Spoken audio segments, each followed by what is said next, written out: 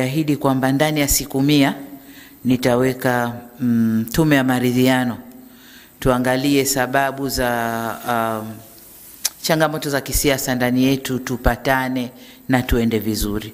Lakini kwa hili lililotokea, tumeona tuunde tume hii kwanza, fanye kazi yake, imalize.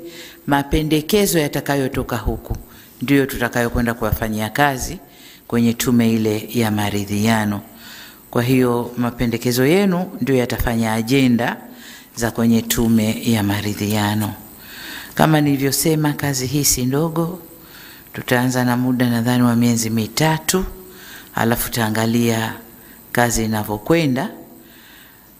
Lakini niseme kwamba nina matumaini makubwa na tume hii. Jana nilikuwa nasoma article fulani, wenzetu wapinzani wanasema hawana imani na tume yote ya ndani. Wanataka tume itoke UN, tume itoke AU, tume itoke wapi kwa European Union, ndo zije zifanye kazi hapa kwetu Tanzania. Lakini mimi nina imani sana kwa ubobezi na experience yenu, na imani sana na tume hii. Na ni matumaini yangu mapendekezo yatatutoa tusogee mbele.